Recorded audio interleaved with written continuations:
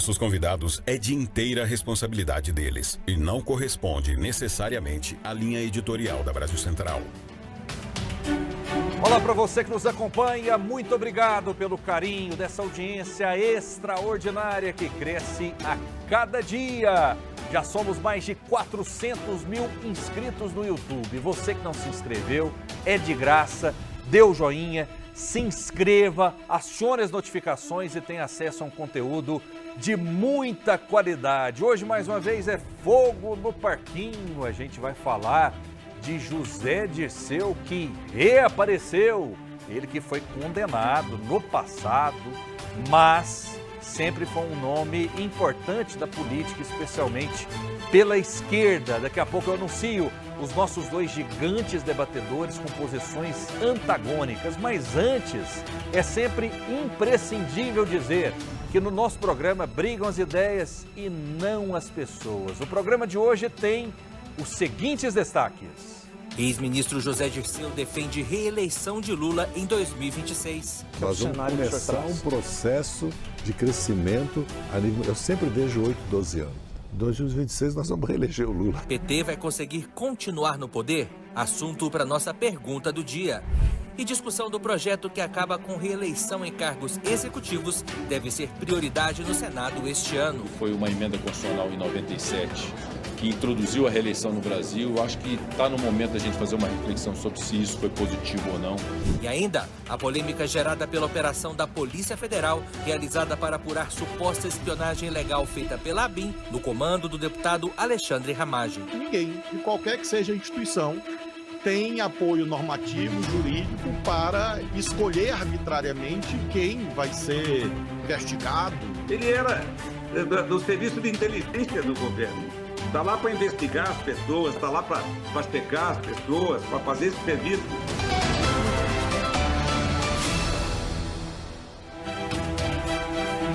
Comigo, dois debatedores gigantes com posições antagônicas, PT e PL, lado a lado, de vez em quando pela posição do estúdio aqui frente, para que você em casa, que é suficientemente inteligente, tire as suas próprias conclusões. Daqui a pouco a gente vai falar da pergunta do dia, que é bombástica. Comigo, esses dois expoentes da política em Goiás e no Brasil, por que não?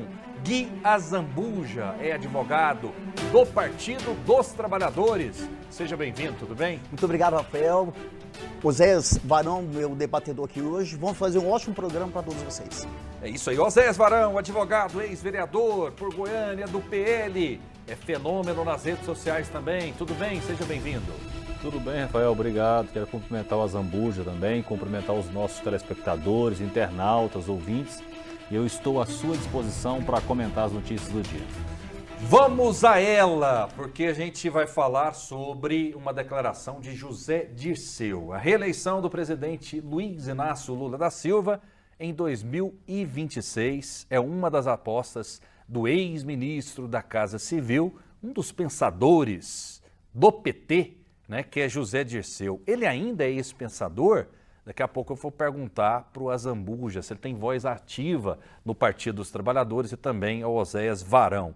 Durante uma entrevista exibida ontem pela CNN, Dirceu analisou também a gestão atual do presidente Lula. E esse é o assunto da nossa pergunta do dia.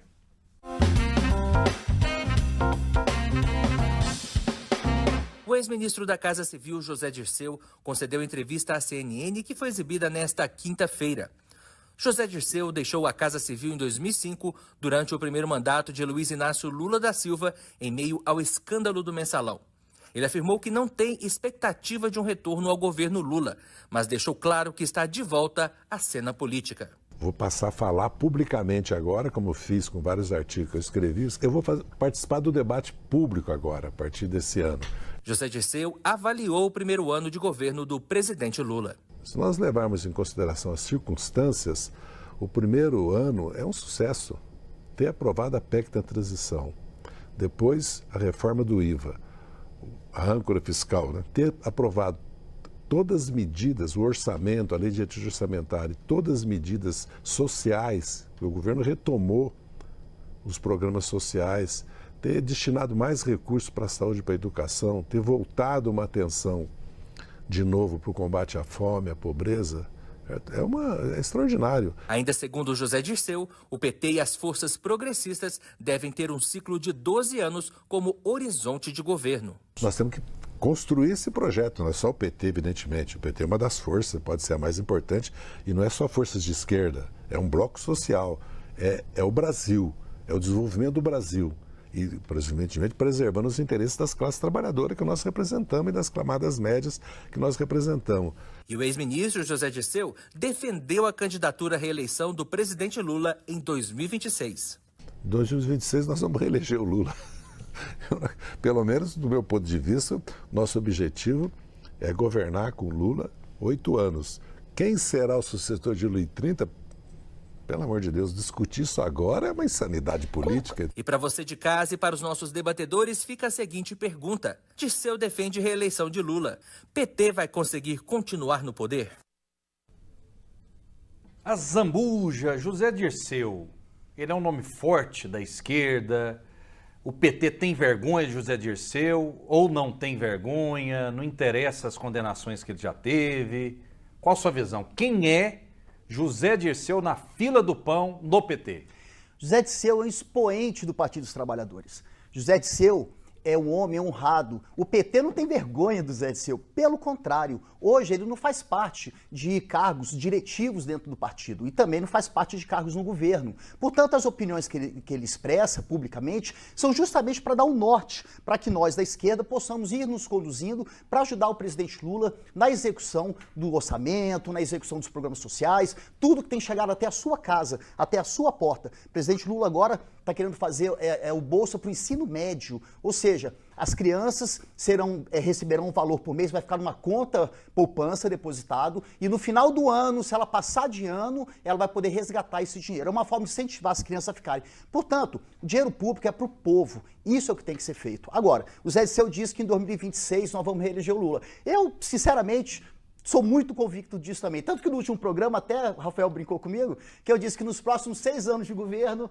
né, o Lula vai fazer isso e isso. E ele me questionou. Eu falei, eu acho que a gente vai ser reeleito. Zé Dirceu também acha, e o povo brasileiro também acha. O mais importante é que o Partido dos Trabalhadores é agregador. O presidente Lula é um homem agregador. A delegada Adriana Costa é uma mulher agregadora. Somos todos pessoas que queremos trazer junto para o nosso grupo partidos que querem discutir a questão social, querem discutir o seu bem. E é isso que a gente pretende fazer aqui em Goiânia nesse ano e no Brasil pelos próximos, pelo menos, 12 anos.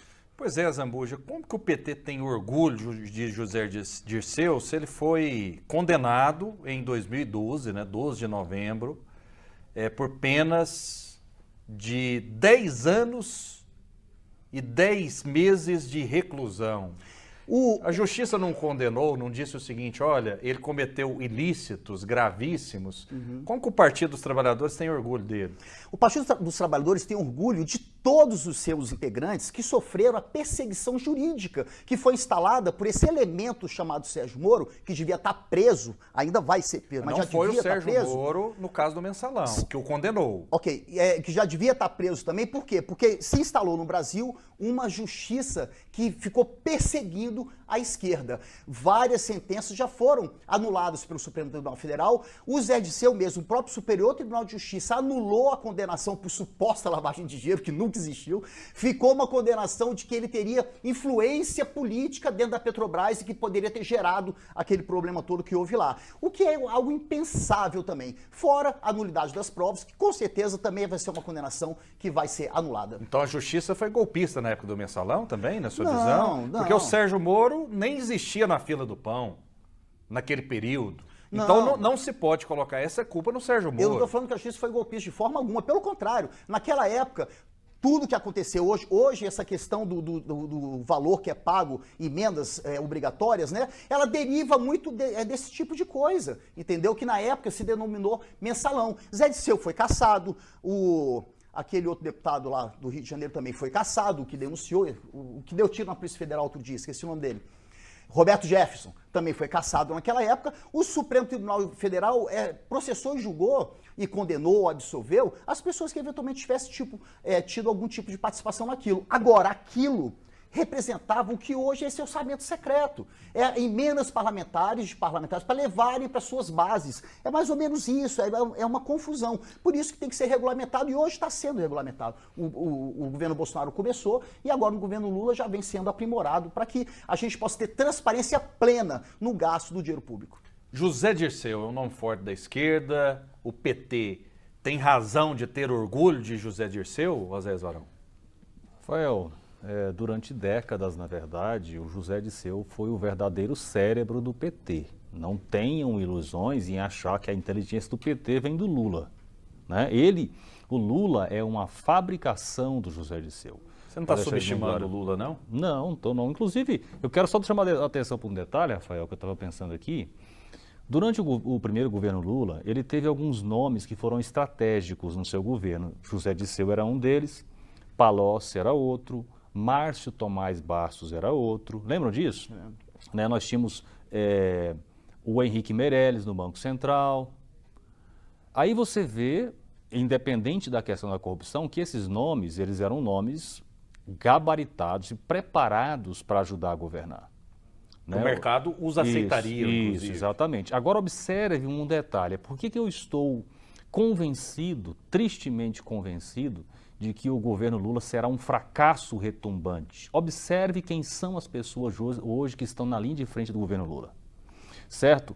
O Flávio Dino, que pegou o Maranhão e entregou depois de 8 anos de governo com os piores índices sociais do país, né? Rui Costa, que é o ex-governador da Bahia, a Bahia hoje é o estado mais violento do Brasil. E aí você vai, educação, saúde, é um caos total. Ele está cercado, na minha visão, de pessoas incompetentes, né? O José Dirceu, apesar de corrupto, era competente para executar aquilo que ele se propunha.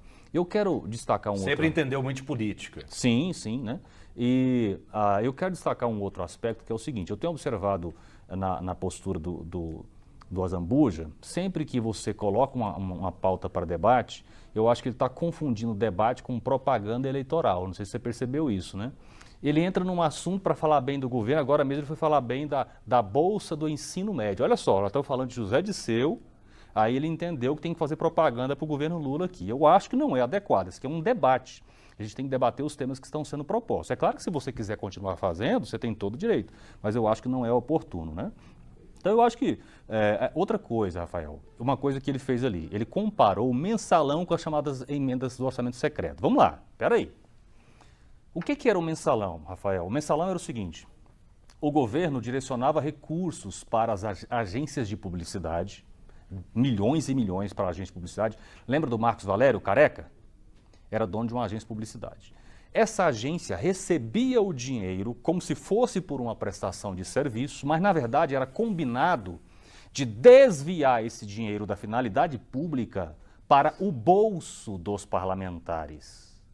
O que é corrupção, isso obviamente. O que é completamente diferente de um parlamentar receber uma emenda ou incluir uma emenda no orçamento para executar uma obra, para entregar um benefício para a população, secreta ou não, esta é a função da emenda. Pode acontecer, na verdade, de um parlamentar direcionar uma emenda para uma instituição e querer desviar o recurso? Pode, mas o encaminhamento da emenda em si não é um ato de corrupção. Agora, o desvio de dinheiro público para o bolso dos parlamentares, isso sim é corrupção. Isso acabou no Brasil depois que o PT deixou o poder? Ou sempre existiu? Não, e sempre vai existir? Eu acredito que sempre existiu, sempre vai existir. O que a gente, pelo menos eu tenho a percepção, é que durante o governo Bolsonaro, os escândalos de corrupção reduziram significativamente. Né? É claro que sempre vai haver, não dá para você controlar uma máquina com milhares e milhares de trabalhadores, onde você garante que não vai ter corrupção, não tem como fazer isso, né? Mas o mais importante é que houve uma redução significativa, visível na corrupção durante o governo Bolsonaro. Eu tenho testemunhos, inclusive, de pessoas que contratam com a administração pública, que eu conheço, e falam isso textualmente. Olha, durante o governo Lula, você não fazia um contrato sem propina. Já durante o governo Bolsonaro, não se aceitava fazer contrato com propina. Eu tenho um testemunho desses de um empreendedor, de uma pessoa que faz negócios no Brasil inteiro com a administração pública federal, sabe? Então, ou seja, são visões de política e gestão completamente diferentes. Bom, é óbvio que a gente falar dos programas do Partido dos Trabalhadores é cabível em todos os espaços que a gente tem de divulgação. Você mesmo disse que acreditava que o governo do presidente Lula seria um fracasso, né? E justamente para esse tipo de colocação é que eu venho colocar todos os programas sociais, todo o desenvolvimento econômico que o presidente Lula já fez antes e continua fazendo aqui no Brasil.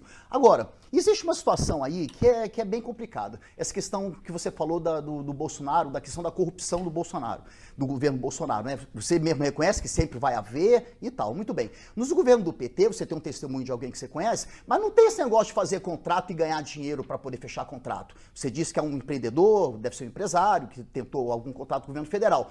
Eu reputo isso falso, porque isso não existe. Mesmo que se existisse, gente, tava tudo aí na imprensa, na justiça. E não tem um caso, me cita um caso de alguém que pagou dinheiro para alguém do PT ou do governo do presidente Lula para poder ter um contrato. Me cita não tem. Então isso é mentira.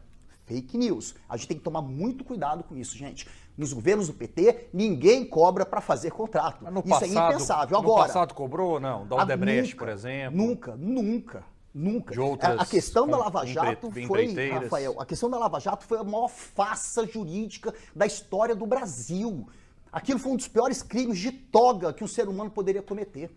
De prender o presidente Lula por 580 dias de forma mentirosa, leviana e absurda. E é por isso que hoje o presidente Lula foi absolvido e ele hoje simplesmente, foi anulada a condenação, e hoje ele simplesmente é presidente do Brasil de novo. E se Deus quiser, vamos O senhor acha que reelegê-lo. não teve corrupção na Petrobras? Houve alguns atos de alguns diretores, né? Isso é óbvio, isso está comprovado, né? Ninguém nunca negou que houve. Agora, houve naquela situação, como agora na época do governo Bolsonaro, com essa diferença de querer internacionalizar o preço da gasolina, que jogou a gasolina lá para cima, muita gente ganhou dinheiro. Aí eu vou dizer que é corrupção direto? Temos que apurar. Mas todos os amigos do rei ganharam dinheiro com a internacionalização do valor da gasolina aqui no Brasil. Por isso que a gente estava andando aí, a gasolina quase R$8. Então, essas coisas também podem ser benefício para amigos. Isso aí a gente tem que ficar ligado também. Agora, o preço da gasolina vacina, é bom hoje em dia? Está em torno de R$6 não, a gasolina. É 5,98, é R$6. Dentro do mercado internacional, ele está numa média mundial. Para o brasileiro, é um preço bom ou um preço caro? Eu acho alto. Eu, sinceramente, acho alto. Mas, dentro do que se faz, dentro do que é necessário fazer com relação à compra, refino, etc., o presidente Lula, agora, essa semana, lá no Nordeste, vai retomar as obras de uma refinaria, que o Bolsonaro entregou todas as refinarias na época do governo dele. O que acontece? O Brasil tira o petróleo do mar, ou da onde for, ele manda o petróleo cru para o exterior, no exterior eles refinam e a gente compra de volta o diesel, a gasolina, todas essas coisas. E por isso que vem mais caro. Mas tanto o presidente Dilma, a presidenta Dilma quanto o presidente Lula iniciaram a construção de refinarias no Brasil e que agora o Lula retomou e nós vamos conseguir, em 12 anos, vai estar tudo perfeito com relação a essa questão da gasolina. Rafael, sobre essa questão, voltando à questão do José Dirceu, eu estava observando ele ali falando, né, na televisão, dizendo que vai voltar para o debate político, e eu pensando que isso é uma evidência de que nós estamos normalizando o absurdo no Brasil, normalizando a corrupção no Brasil. É isso que está acontecendo com a volta do PT. Depois de termos um presidente da República condenado, preso, voltando à presidência, que foi descondenado. Mas não foi o povo que escolheu, Zéias? Rafael, na verdade é o seguinte, eu já disse aqui algumas vezes, eu penso que o resultado da eleição passada, ele é no mínimo suspeito no seguinte sentido. Houve uma atuação muito parcial que influenciou a opinião pública, principalmente das pessoas menos esclarecidas no Brasil, uma ação parcial dos grandes veículos de comunicação que fizeram propaganda descarada em favor do Lula e contra o Bolsonaro. Você há de concordar comigo que grandes veículos de comunicação ainda têm uma influência muito grande na formação da opinião pública. Mas o Bolsonaro também não usou a máquina, por exemplo, no que diz respeito à Bolsa Família, que ele aumentou de uma hora para outra, né, o número de milhões de beneficiados no Bolsa Família. Isso não faz parte do jogo político, Zéias? Rafael, olha só, quando... Sem sermos inocentes aqui... Não, veja bem. Quando a gente vai na questão do aumento do Bolsa Família, por exemplo, Rafael, Nós estávamos numa crise econômica decorrente da pandemia, as pessoas estavam morrendo de fome, não era isso? Então, a opção que a gente daria ao presidente Bolsonaro é deixar o pessoal morrer de fome. Ou seja, não é razoável isso, né? Eu acho que a decisão tomada foi uma decisão tendo em vista os interesses do povo. A questão do combustível, de última hora ali, faltando pouco tempo para a eleição, ele mudou, né? Ele bateu na mesa para tentar resolver, tirando impostos. Também não foi o uso da máquina ali? Não, veja bem, Rafael, eu não sou contra um governante usar a máquina, executar as suas funções durante o governo, durante a eleição, não tem problema, não é isso. Mas se o PT usa a máquina, você critica. Não. E o Bolsonaro pode usar a máquina? Eu critiquei o PT por usar a máquina quando? Não, você não criticaria? Não, porque é natural. Então tem que usar a máquina Não, mesmo. Veja bem, qual governante que não usa a máquina? Ou seja, isso não existe, né? Nós estamos falando de um negócio aqui que não é factível. Primeiro, mas o que eu quis dizer é como a eleição foi definida de maneira, eu diria, injusta. Então nós tivemos grandes veículos de comunicação privados que têm uma influência significativa sobre a opinião pública, agindo de maneira parcial e até criminosa, na minha visão, aplaudindo um candidato, incentivando um candidato, elogiando um candidato e só criticando o outro. Esse é o primeiro ponto. O segundo ponto é, na minha visão... Mas o Bolsonaro criou essa situação também, de certa forma, né? Ele foi inábil. Sim, nesse ponto eu concordo com você. Eu acho que o Bolsonaro poderia ter sido mais hábil no sentido de construir situações que evitassem alguns conflitos. Outra coisa, Rafael, só para concluir, é a atuação, na minha visão, muito evidentemente parcial do Tribunal Superior Eleitoral.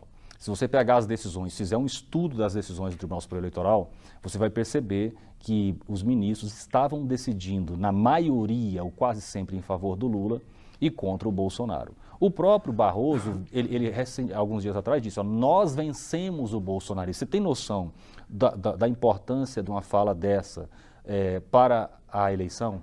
Um ministro do Supremo Tribunal Federal falar, se posicionar politicamente dessa forma? Então é evidente que houve uma atuação parcial de ministros do STF, de ministros do Tribunal Superior Eleitoral. Então eu penso que essas duas circunstâncias fizeram com que o resultado da eleição não fosse considerado justo por uma boa parcela dos brasileiros. O sistema estava contra o Bolsonaro, Exatamente. É isso que você quer dizer, né? Exatamente. Vamos lá então, vamos para mais um tema e aí a gente vai fazendo os desdobramentos aqui. Um dos temas que devem receber a atenção dos senadores este ano é a PEC 12, uma proposta de emenda constitucional que acaba com a reeleição do Executivo e aumenta os mandatos de 4 para 5 anos. A proposta foi apresentada pelo senador Jorge Cajuru, do PSB de Goiás, que também é relator da matéria. Segundo Cajuru, a PEC 12 foi bem recebida pelo presidente do Congresso, Rodrigo Pacheco, e deve começar a tramitar no mês que vem. Vamos acompanhar uma fala do senador Rodrigo Pacheco sobre o tema.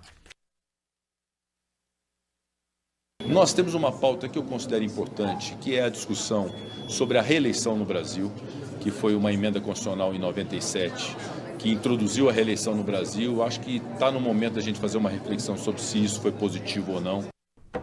E parece que o Brasil é um país, né, que todo mundo olha só para o seu umbigo. Por que também não discutem o fim da reeleição para deputado federal, Oséias? Para senador, né? Para outros cargos? Porque eles estão lá e eles querem se reeleger e eles querem ficar mais tempo no poder. Vou começar essa rodada com você, Oséias. Vamos lá, eu quero me dirigir a você, telespectador, que acompanha o nosso programa de debate aqui. Isso que você viu aí é um negócio chamado cortina de fumaça. É aquela ideia de tudo muda para que nada mude. O senhor Rodrigo Pacheco, ele não quer enfrentar os verdadeiros desafios do país. Não quer. Então eles ficam criando factoides, circunstâncias outras para desviar o debate público para essas circunstâncias. O que eu quero dizer com isso? Olha, nós temos uma das democracias mais consolidadas e históricas da humanidade, que chama Estados Unidos da América. Lá tem reeleição, não tem, Rafael? Em que isso prejudica o país? Ah, mas agora não... Gente, isso é conversa fiada, isso é não enfrentar os reais problemas do Brasil. É senador querendo aparecer na mídia. Olha, eu sou o autor da emenda que aí participar do debate público, ganhar visibilidade, mas enfrentar os reais problemas do Brasil, os grandes problemas do Brasil. Eu achei interessante o Rodrigo Pacheco falar o seguinte: olha, eu entendo que essa é uma pauta relevante. Tá bom, Pacheco, você tem todo dia de entender o que você quiser. Agora, você procurou saber qual é a opinião do povo brasileiro? Em nível de prioridade das pautas que estão desafiando o país nesse momento, você sabe qual é o nível de prioridade que a população brasileira dá para essa pauta? Nem se interessa em saber. Por quê? Porque o objetivo não é resolver os grandes problemas do país.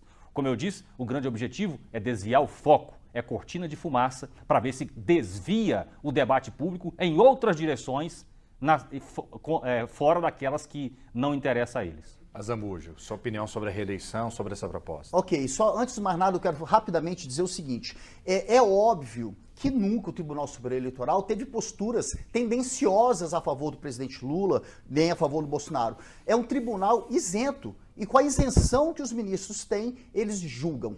Eu sou advogado há muitos anos, há 30 anos, Oséias há 20, há 24. A gente sabe que a parte, quando perde uma ação, fica chateada, acha injusto. É natural que esse tipo de argumento que ele colocou exista, mas o Tribunal Superior Eleitoral jamais faria uma coisa dessa. Um outro aspecto, rapidamente. A grande mídia nacional estava contra o PT. Contra o PT. Sempre. Se um homem que não sabe construir pontes, só sabe destruir pontes, como Jair Bolsonaro arrumou um problema com a Globo, isso é problema dele, ia caçar a licença, a concessão, não sei o quê, problema dele com a Globo, o PT não tem nada a ver com isso, pelo contrário, a mídia estava violentamente contra o PT. PT foi objeto, gente, nosso Partido dos Trabalhadores foi objeto de uma das maiores perseguições que houve na história desse país. E isso tem que ficar claro para que a gente possa hoje ter o orgulho de ter Zé Dirceu do nosso lado, Delúbio Soares, o presidente Lula, presidente novo, presidenta Dilma agora está lá no BID, enfim, tudo voltou à normalidade, o Brasil está indo bem. Com relação a essa questão da reeleição, eu concordo com o Oséias, eu também, sinceramente, acho que a sucessão dos governos, dos projetos de governo, são importantes. Agora, na história do Brasil, o único presidente que não conseguiu se reeleger, quem foi? Jair Bolsonaro. Por quê? Lula eleito e reeleito, Dilma eleita e reeleita. Haddad bateu na trave, gente, bateu na trave. Então, o que acontece? O PT é o partido mais conhecido do Brasil, tem mais filiados e que a população conhece o serviço prestado pelo Partido dos Trabalhadores. A gente existe para servir o povo, sempre, e o Estado brasileiro, obviamente. Você disse que o Bolsonaro construiu um problema com a Globo, né? Ué, sim. Ele disse que ia caçar a concessão, não foi esse o problema dele com a Globo? Não foi basicamente esse, né? É porque a Globo recebia quase 1 bilhão, ou próximo de 1 bilhão de reais de recursos públicos. Do governo dele? Por ano, não, nos governos do PT. E aí o Bolsonaro assumiu e isso foi reduzido para ou quase 10 vezes, né, para 100 e poucos milhões. Então isso gerou uma crise muito forte. Aí eu fiquei curioso. Eu queria saber de você, o Lula resolveu esse problema com a Globo? A gente não tem nenhum tipo. O Partido dos Trabalhadores, o governo do presidente Lula, não tem nenhum tipo de acerto com mídia. Tanto que todo dia, o presidente Lula outro dia lançou, gente, um projeto de industrialização para o Brasil.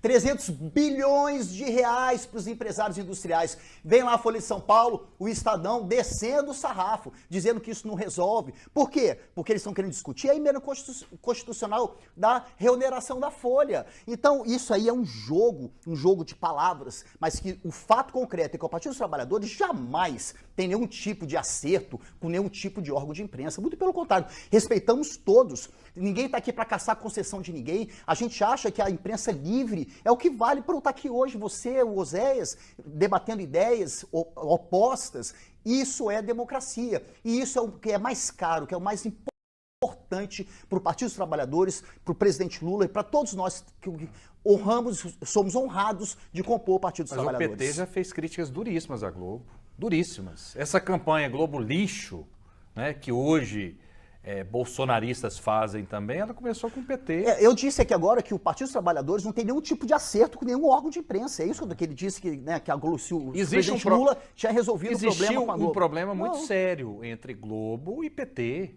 entre Globo e Lula. Pois é, pra você ver, tá vendo? Existiu, concorda que existiu? Claro que existia. Ué, na época do Mensalão, por exemplo, aquilo lá foi um absurdo, Rafael, mas veja entendeu? Revista Veja, esse povo Rafael, todo. veja bem, peraí. É verdade, o que vocês estão falando é verdade. Realmente havia um clima muito ruim entre Globo e o PT em um determinado momento da história. Agora, o que aconteceu? O Bolsonaro assumiu e adotou uma postura de não distribuir dinheiro público aleatoriamente com esses grandes veículos de comunicação. Então, isso resultou numa redução de receita significativa na Rede Globo, certo? Isso gerou uma mudança de comportamento da Globo em relação ao Lula. Então, a Globo, que não era tão afeita ao Lula em determinado momento, depois de ter passado pela experiência de redução drástica dos seus recursos vindo da administração pública, do poder público, durante o governo Bolsonaro, eles viraram a chave. Falaram, peraí, o Lula agora ficou bonito. A sensação de que era feliz e não sabia. Isso, era feliz e não sabia. A entrevista Essa é a verdade. do presidente Lula foi a mais dura do William Bonner. Durante o processo Não, eleitoral, na verdade dura. é o contrário. Da Você Globo, lembra? William Essa Bonner era o última Jornal não. Nacional da última eleição. Essa última não. Foi Não, uma não. das Essa última uma das o Bonner. mais duras contra o Essa presidente última o Bonner Lula. disse o seguinte: olha, o senhor não deve mais nada para a justiça. Não, quem disse é o Supremo, não é o Bonner. Quem disse isso é o Supremo Tribunal Federal do Brasil. O Lula não deve nada para a justiça, pelo contrário, foi perseguido jurídico, perseguido político. Mas pela e primeira vez na vida o mereceria Bonner até uma fez indenização. isso, né? Porque as entrevistas do Jornal Ele falou a Nacional verdade, né, Rafael? nas eleições sempre foram boas entrevistas na verdade, duríssimas. Rafael, Duríssimas. Que na às verdade, às porque vezes é o até seguinte, passavam do tom. Com todos. Mas dessa vez, Rafael, ele deu uma você amenizada sabe, olha ali só, pro É pro porque é um Lula, fato, né? O presidente sinceramente. Lula não devia Não, nada à não, justiça. não, Isso é não. bom falar em cadeia nacional Não, para calma, 100 calma. milhões de pessoas verem. Claro que é Deixa só importante. eu mostrar a perspicácia desse tipo de estratégia, Rafael. Olha só, na verdade, o Lula não foi inocentado pela justiça, tá? O doutor Azambuja sabe disso. Na verdade, existe uma diferença muito grande entre alguém ser processado e, ao final, ele ser considerado inocente depois de apuração de todas as provas. Isso é ser considerado inocente pela justiça. Isso não aconteceu com o Lula. Na verdade, o processo do Lula foi anulado porque houve, segundo o entendimento do ministro Fachin, um problema de origem, se o processo deveria ter sido julgado em Curitiba ou em Brasília. Então, apegaram esse detalhe técnico formal e anularam o processo. Aí é que tá. Como é que o William Bonner foi parcial aí? É porque o grande debate aqui não é se o Lula deve alguma coisa para a justiça ou não. E o William Bonner sabe disso. Não é esse o debate. O debate é, o Lula foi inocentado ou não? A pergunta de um jornalista profissional, portanto, ao Lula, que não quisesse ser parcial, eu tenho certeza, inclusive, que era a pergunta que o Rafael Vasconcelos faria, que era o debate. Lula, você foi inocentado? Aí você ia ver ele gaguejar. Podemos Entendeu? afirmar que o Então, presidente Lula foi inocentado. Esse é o fato. Você, como advogado, está falando isso? Há pouco tempo aqui agora, nesse programa, eu disse que a sentença do presidente Lula foi anulada. Eu falei agorinha, tem 5 minutos Pois atrás. é, isso aí foi isso- anulada. isso é ser- Agora, isso é ser declarado não inocente? só por uma questão de competência, mais do que a competência, a nulidade de todas as provas colhidas por Sérgio Moro durante a instrução do processo. Então, isso tem que ficar claro Isso para é que ser as pessoas declarado entendam, inocente, doutor? porque não existe denúncia nova. Existe denúncia nova? Doutor, não existe. Por quê? você é Porque não advogado. havia crime. Então, o Lula foi um perseguido jurídico e político e que o Supremo Tribunal Federal simplesmente anulou qualquer tipo de Você- prova contra o presidente Lula. Concordo com você. Inocentíssimo. Inocentíssimo. Eu tô Não, perguntando. porque o jogo de palavras é maldoso. Porque o jogo de palavras é complicado pro povo que é leigo e não entende. Porque ele diz o seguinte, foi inocentado, Mas por que que o inocentado povo é é quando dá leigo? uma sentença. Por que o povo é leigo? É assim, Questões por exemplo, jurídicas. quem está assistindo o nosso programa não tem capacidade de raciocinar? Tem, mas deixa eu explicar. Questões Eu acho jurídicas. que tem, sim. e muitas vezes melhor do que a gente. Tem, mas questões jurídicas são filigramas jurídicos. O que ele está querendo dizer? Que o presidente Lula não foi inocentado porque não houve uma sentença dizendo, julgado improcedente a denúncia, ele está absolvido. Não é isso que aconteceu, foi anulado o processo, anulada a sentença por absoluta incompetência, suspeição do juiz e nulidade das provas. Logo, o presidente Lula, ele já é inocente de sempre. De sempre. sempre foi Então, inocente. inocentíssimo, gente. O presidente Lula foi sim porque- inocentado pela história do Brasil e por todos nós que votamos no Partido dos Trabalhadores e ganhamos as eleições, se Deus quiser, vão continuar governando esse país por muito tempo. Rafael, o Azambuja fez um jogo de palavras. Ele me acusou de estar fazendo um jogo de palavras e fez isso aqui, tá? Na verdade, você percebeu que ele mesmo disse que o Lula não foi julgado inocente. Ele acabou de dizer. Mas o Lula é inocente desde sempre. Aí já é uma avaliação dele, política, de discurso, né? Mas, tecnicamente falando, o Lula não foi julgado inocente, está muito claro para quem quer entender. Muito bem, vamos a mais uma notícia. O presidente Lula sancionou o orçamento de 2024 nesta semana, com vetos importantes às emendas parlamentares, impactando principalmente os ministérios liderados pelo Centrão. Conforme a análise da Folha de São Paulo, os ministérios das comunicações, do turismo, do esporte, da integração e desenvolvimento regional, comandados pelo União Brasil e PP, sofreram os maiores cortes. Por outro lado, ministérios sob gestão do PT ou de aliados próximos, como saúde, mulheres, igualdade racial, povos indígenas e meio ambiente, escaparam de cortes significativos ou não foram afetados. O Ministério do Planejamento não esclareceu os critérios para a seleção dos vetos. Sou obrigado a fazer aquela pergunta, começa a rodada com a Zambuja. Aos amigos tudo, aos inimigos os rigores da lei ou os rigores da caneta?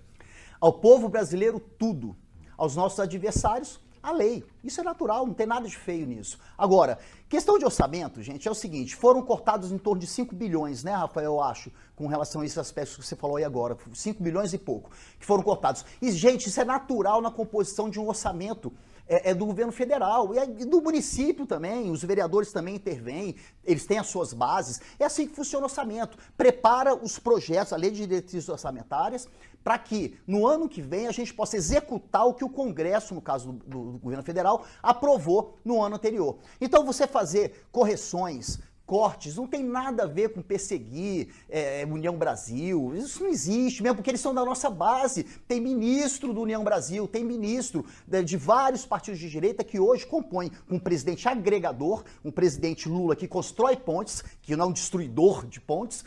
Esses partidos todos compõem hoje o governo dos partidos trabalhadores. Então não é nada de perseguição, é uma questão de ajuste e que naturalmente vai sendo aprimorado pelo Congresso Nacional também. Pois não, Oséias. Rafael, a minha opinião é o seguinte, é parte da gestão, da administração governamental, você fazer a alocação dos recursos considerando o interesse público e as articulações políticas. Eu vejo isso com naturalidade, então é muito comum, e não é só no Brasil, né? Os parlamentares que fazem parte da base do governo, eles têm determinados privilégios de acesso ao orçamento, e eu não vejo isso como errado. Quem é oposição faz a escolha de ser oposição, entendendo, inclusive, que quem é oposição não terá o acesso, o tipo de acesso que a situação tem ao orçamento. É parte do jogo político, eu não vejo nenhum problema nisso. Agora, cabe ao Congresso, se discordar e tiver maioria para isso, derrubar o veto, né? Então, é o jogo democrático. Mais uma notícia, o Ministério da Saúde lançou nova campanha destinada ao público feminino, omitindo as palavras meninas e mulheres em suas comunicações. Outros ministérios, como o do Desenvolvimento e Assistência Social, reproduziram as peças publicitárias e textos. A iniciativa, que distribui gratuitamente absorventes nas farmácias populares, foi duramente criticada pela Associação Mátria, que representa mulheres biológicas. A entidade expressou descontentamento com o apagamento do gênero feminino em questões específicas ao sexo feminino. A campanha, divulgada na última quarta-feira, destina-se a pessoas inscritas no CadÚnico, abrangendo faixas etárias de 10 a 49 anos de idade, estudantes de baixa renda e pessoas em situação de rua, sem referência ao sexo feminino. A associação aponta que, apesar de visar a inclusão, o esforço acaba por negligenciar a realidade biológica das mulheres, tornando-se uma manobra linguística para atender demandas de homens que reivindicam a nomenclatura mulher. Oséias Varão, qual a sua opinião sobre essa notícia? Rafael, é triste, né? Lamentável que nós estejamos presenciando no Brasil uma afronta tão grande aos valores, aos princípios e à cultura brasileira e à civilização ocidental, né? Esses esquerdistas colocaram na cabeça que você chamar alguém, o sexo feminino, de mulher, afronta aquele que é homem se sente mulher, portanto você não pode se direcionar a elas como mulheres. Rafael, eu vejo isso quase como um estado de loucura coletiva, de insanidade na minha visão. A pessoa propor esse tipo de política, executar ainda esse tipo de política. É um absurdo, né? O povo brasileiro está vendo isso se aprofundar, essa mudança de nomenclaturas, de significados, de acordo com essa cultura nova esquerdista que vem dominando o mundo. Isso não está acontecendo só no Brasil, isso está acontecendo em quase todos os países da civilização ocidental, na Europa, nos Estados Unidos. Está havendo uma reação da sociedade diante desse estado de absurdos. Né? Isso envolve a questão de banheiros unissexes. Olha só que absurdo, Rafael. O próprio Lula, cinicamente, disse durante a campanha que era contra essa história. Ele disse que esse negócio foi inventado pelo capeta, isso na campanha. Esse negócio de banheiro unissex foi inventado pelo capeta. O Lula disse isso. Agora, o governo dele, obviamente, comandado pela cultura esquerdista, ideologia esquerdista, está aprofundando esse tipo de situação. Outra coisa absurda que essas pessoas promovem. Homens que se sentem mulheres disputando esportes junto com mulheres, gente. Isso beira a loucura. Esses dias eu vi uma luta de, não sei se era de vale tudo ou de boxe, de um homem que se sente mulher lutando com uma mulher, porque eles entendem que isso é igualdade, isso é não ter preconceito. E esse homem estraçalhou aquela mulher. E eles batendo palmas, nossa, que legal. Homens que se sentem mulheres nadando com mulheres e ganhando todas. Gente, a Zambuja, esse estado de... Olha, tudo bem, ninguém precisa concordar com tudo, né? Entre todas as coisas. Mas isso aí precisa parar. As pessoas precisam cair a ficha. Isso é vergonhoso, constrangedor e absurdo, gente. Para com isso. Não estão usando mais a nomenclatura mulheres nos comunicados do governo federal. É isso? Estão passando, estão chegando a esse nível. E aí você, mulher, que acreditou um dia, né? Não, o PT é defensor das mulheres. Oh, meu Deus do céu. Gente, é claro que esse discurso do Oséias é um discurso do bolsonarismo, né? Essa questão de você dividir a sociedade, dividir as pessoas. O Partido dos Trabalhadores é um governo plural. Todos os brasileiros têm o direito de terem espaço na vida social, espaço nos locais públicos e privados, têm que ser respeitados pelas suas condições e pelas suas opções. Portanto, nada demais ter homens ou mulheres que sejam transgêneros, por exemplo. Pelo contrário, essas pessoas têm que ser trazidas para dentro da sociedade, para o seio da sociedade. Porque esse tipo de discurso é o discurso que cria justamente o ódio.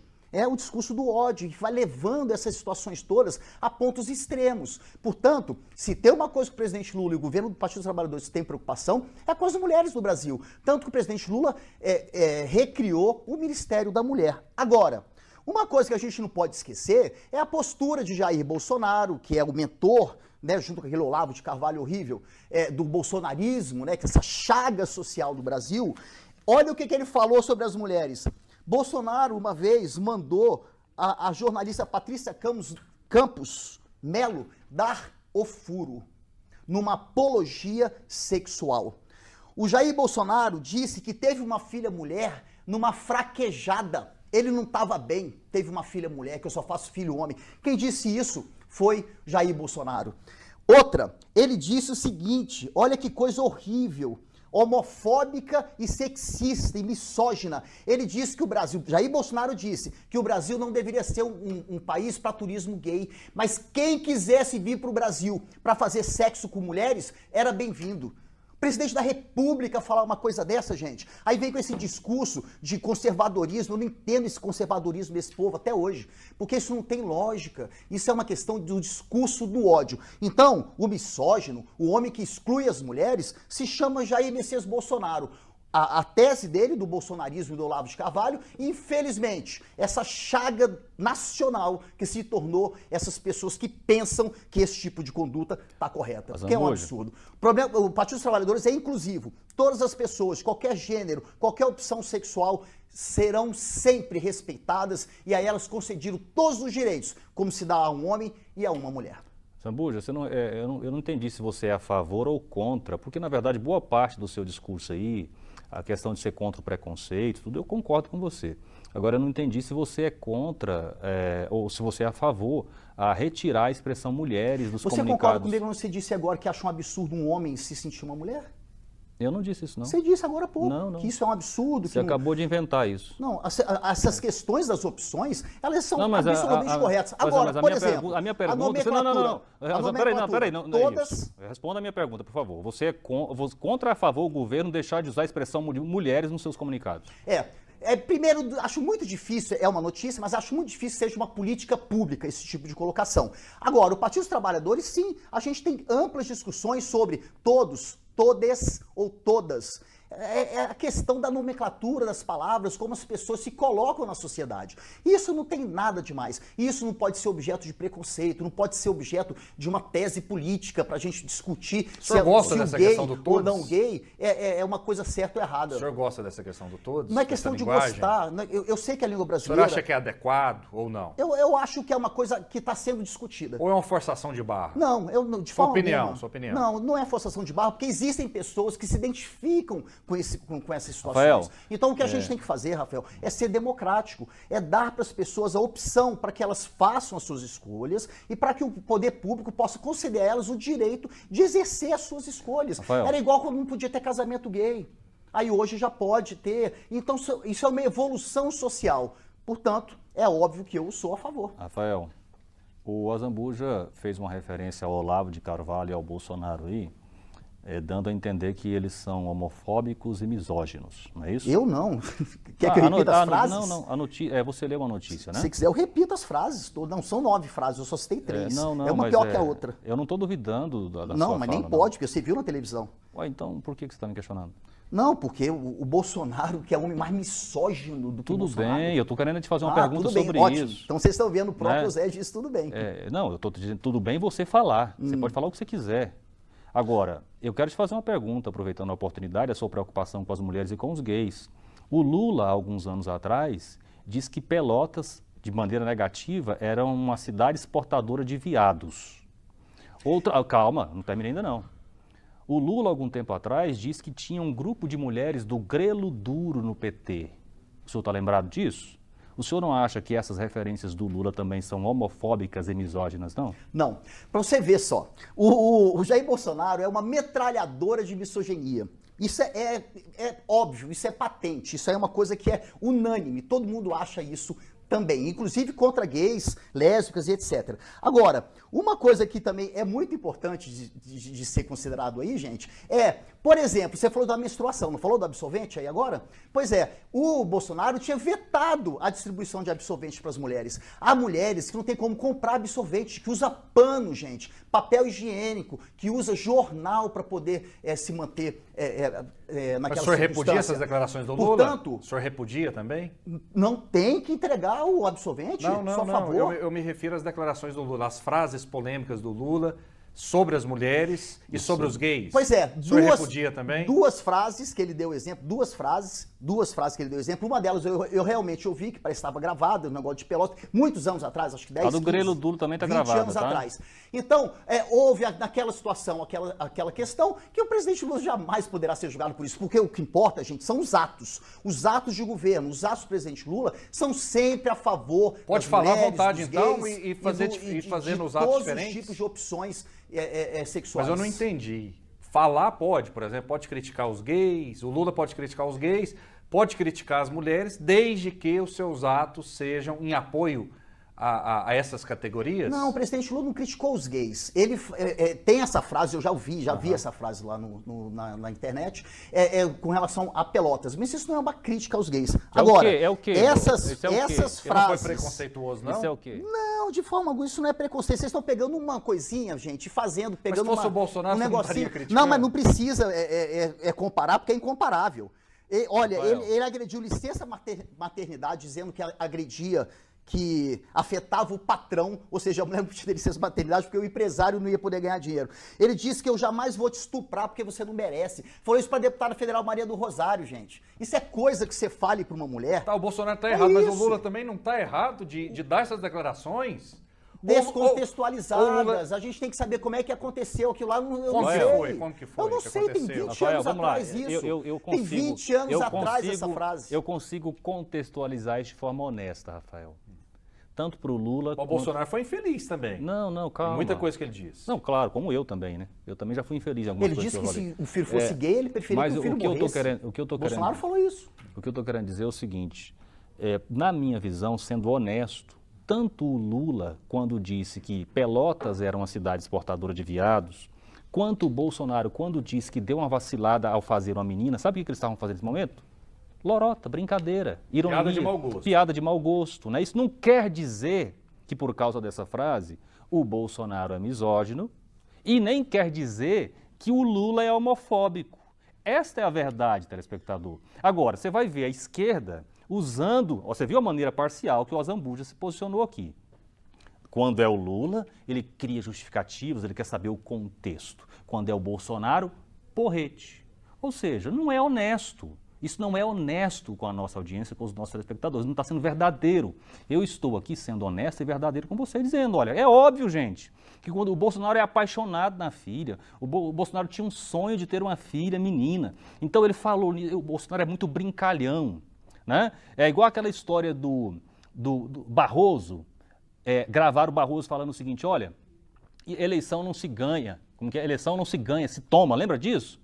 Ele falou isso, na minha visão, sendo honesto. O Barroso falou isso num tom de brincadeira, alguém gravou isso, ele brincando. Aí as pessoas divulgam como sério, até a própria direita, entendeu? Sim. Então é questão de honestidade, falar a verdade com o nosso telespectador. Só para complementar, uma questão são as palavras e são os atos. Foi o que eu falei agora há pouco. Houve essas duas situações do presidente Lula 20 anos atrás? Houve. Agora, quais os atos do presidente Lula no exercício dos seus mandatos que vão justamente acolher e trazer todas essas pessoas para dentro do seio da sociedade brasileira?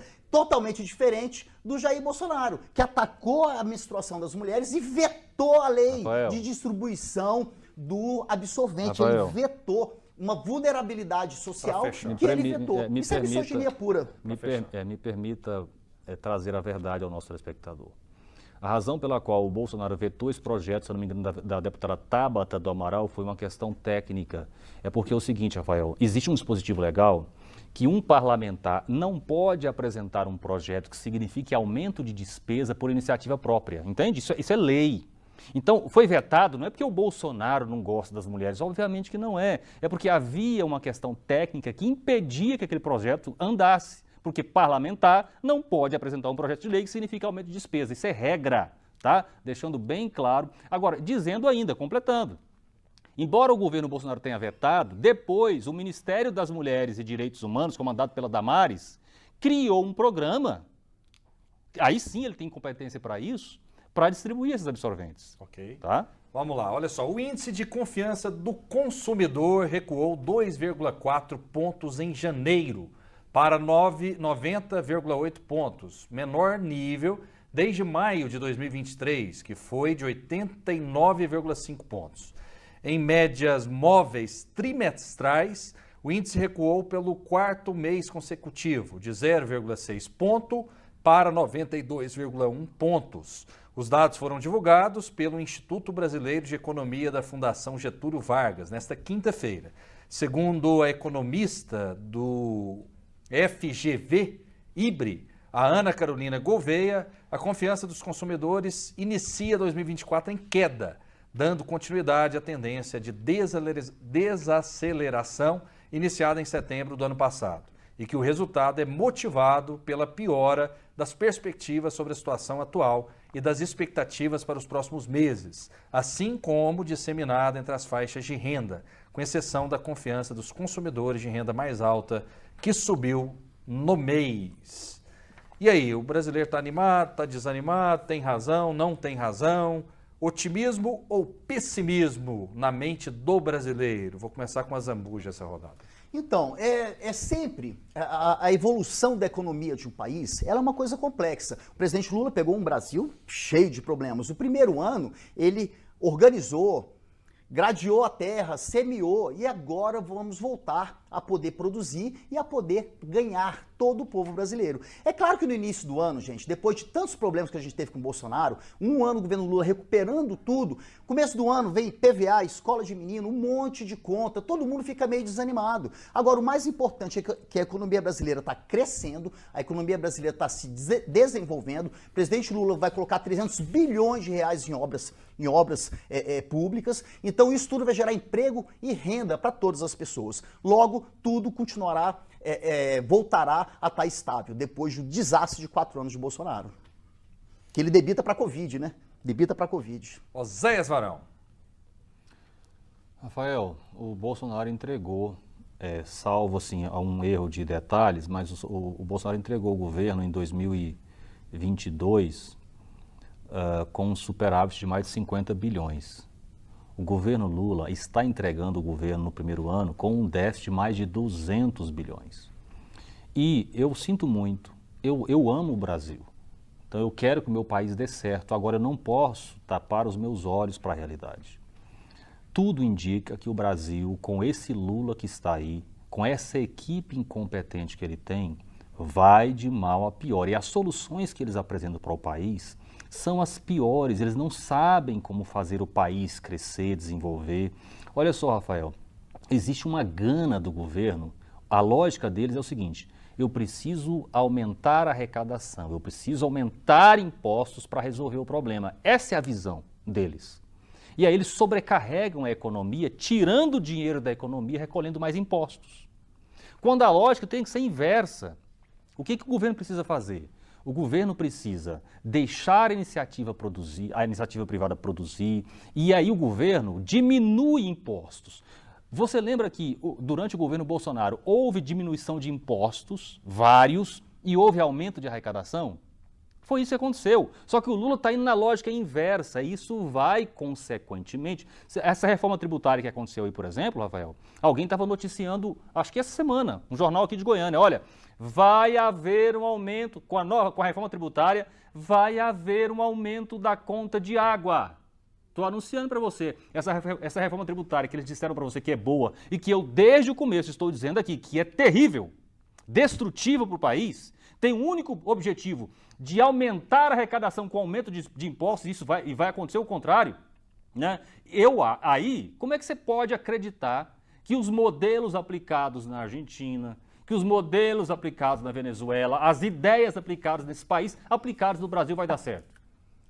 Ô, gente, nada disso que o Zé está falando é verdade. É uma pena, Zé, você me perdoa, mas isso absolutamente não é verdade. A conta de água não vai aumentar, não? O desenvolvimento, vou repetir a frase, o desenvolvimento da economia de um país, ele é feito por etapas. Os governos do presidente Lula e os governos da presidenta Dilma trouxeram ao longo de 16 anos, 14 anos, por causa do golpe lá, desenvolvimento econômico e social para o Brasil, distribuição de renda. O presidente Lula tirou milhões de pessoas da linha da miséria no Brasil. Isso tudo tem que ser visto. Os governos do PT sempre tiveram a economia aquecida, sempre tiveram dinheiro sendo investido em obras públicas, e é isso que a gente vai fazer agora. Isso é uma diferença de pensamento sobre gestão. O PT acredita que o dinheiro público deve ser investido nas pessoas, deve ser investido no Brasil, deve ser investido em obras. É para isso que existe o dinheiro público.